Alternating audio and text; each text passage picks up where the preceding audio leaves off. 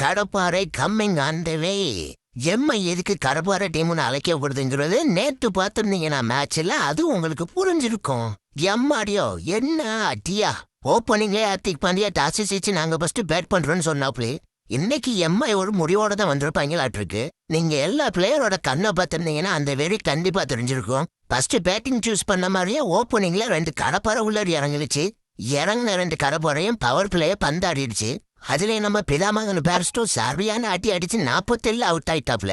ஓப்பனிங்ல நம்ம ஹிட்மேனுக்கு 2-3 கேட்ச விட்டதுதான் விட்டாங்க. மனுஷன் பிரின்னு பிரிச்சு எடுத்தேன். T20யோட ஓப்பனிங் ஓஜி யாருன்னு கேட்டீங்கன்னா நேத்து ஹிட்மேனு காட்டின காட்டிலே எல்லாரும் கண்டுபிடிச்சிருக்கலாம். தனி மனுஷனா நின்று 80க்கு மேல ஸ்கோர் அடிச்சாப்ல. அவர் கூட பார்ட்னர் பண்ண வந்த எஸ்கேவை ஆகாய மட்டும் என்ன சும்மாவா என்ன அடி அடிச்சாம்பார் மனுஷன்.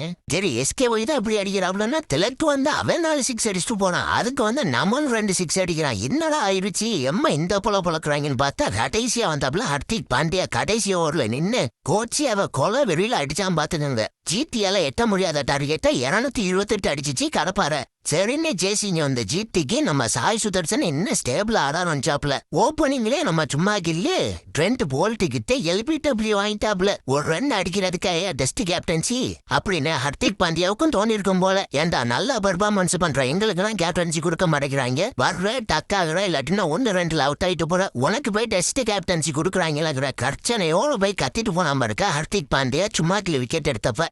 அடுத்து வந்த மென்டிஷி சாய் சுதர்சன் கூட நல்ல பார்ட்னரா போட்டாப்ல. திடீர்னு கால் செழிப்பாகி ஸ்டெம்ப தட்டி விட்டாப்ல. மனுஷன் நல்லா அறியிருந்தே அவுட் ஆகி போயிட்டான். என்னதான் இருந்தாலும் ஜிடி வந்து குஜராத் டைட்டன்ஸ் கிடையாது, தமிழ்நாடு டைட்டன்ஸ். ஏன்னா மெண்டிஸ் அவுட்டுக்கு அப்புறம் வந்தது நம்ம வாஷிங்டன் சுந்தர். ஒரு பக்கம் சாய் அடிக்க இன்னொரு பக்கம் டன்னு குவிக்க. சாய் வந்து ஒரு 80 ரன் அடிக்க நம்ம வாஷிங்டன் வந்து ஒரு 48 அடிக்க. கடைசியா நம்ம பூம்ரா வந்து 2 பேரையும் முடிச்சு வச்சுட்டாப்ல. அப்படி இப்படி நான் அடிச்சு பிரிச்சு ஜிடி ஒன்ட்டு வந்தாங்க ஒரு 200க்கு மேல. பட் என்னன்னா இலக்கத்தான் தொட முடியல. கடப்பாறை மேட்சை தூக்கிட்டு போயிருச்சு. அடுத்து பிபிகேஎஸ் கூட கடப்பாறை மோத போது இந்த மேட்ச்ல சரியான அடி சரியான இன்டென்ஷனு. அடுத்த மேட்ச்ல என்ன கிளிக்க போறாங்கன்னு யாருக்கு தெரியும். சரி எந்த டீம் பிளே ஆப்ஸ் போகும்னு நீங்க கமெண்ட்ல சொல்லிட்டு போயிருங்க. அப்புறம் நம்ம சேனலை சப்ஸ்கிரைப் பண்ணி விட்டு போயிருங்க.